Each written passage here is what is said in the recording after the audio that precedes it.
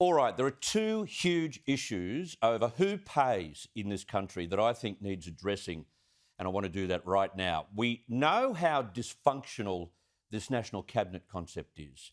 No matter how many times our state and territory leaders meet and what they agree to, well, they rule their jurisdictions as if we were a group of separate nations, not a federation.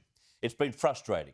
It's been shambolic to watch because we deserve to see more consensus during a pandemic from our leaders, and yet we've copped the total opposite. And one of the telltale signs of how acrimonious this has been is the outstanding bill for hotel quarantine owed to New South Wales by two states and the Northern Territory. They should be ashamed of themselves as governments that they can't adhere to an agreement, and an agreement was made. They're not paying their bills. We heard today that too many individual return travellers owe the New South Wales government more than $110 million in quarantine hotel fees. That's a job now for a squad of debt collectors. But how's this?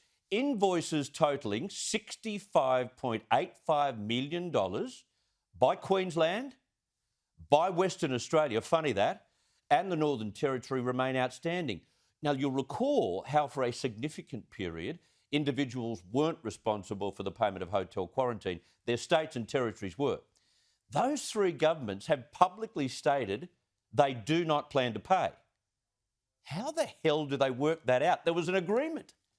This was how the Queensland Health Minister tried to justify it today. We've all been taking people from around the country. We've had a number of people who have flown, who live in Sydney, who have flown out of Sydney during the pandemic and then flown back into Brisbane that we've had to manage. And in fact, some of those people have ended up positive and we've managed them in our health system as well as our hotel quarantine system. So we've all been, doing our fair share and carrying our weight. And anyone who has outstanding bills when it comes to hotel quarantine, they should pay it. Under all measurements, that is pure rot. Doing our fair share. New South Wales accepted way more than half of the total number of returned travellers. More than half, one state. It was an agreement to spread the cost.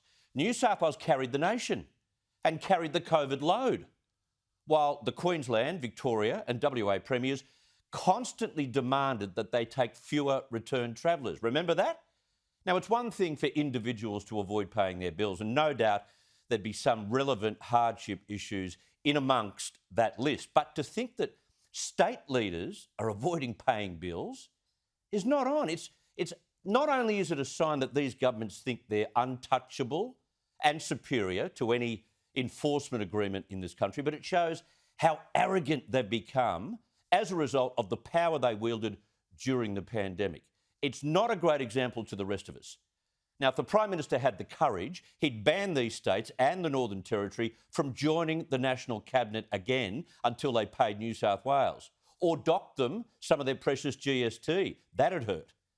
But that's why these governments are refusing to pay, because they know Scott Morrison won't pick a fight with them. They've all been allowed to orchestrate their own rules, their own orders, despite national agreements, and have got well and truly carried away with their own self-importance. It's a terrible reflection on what Australians expect from a federated nation.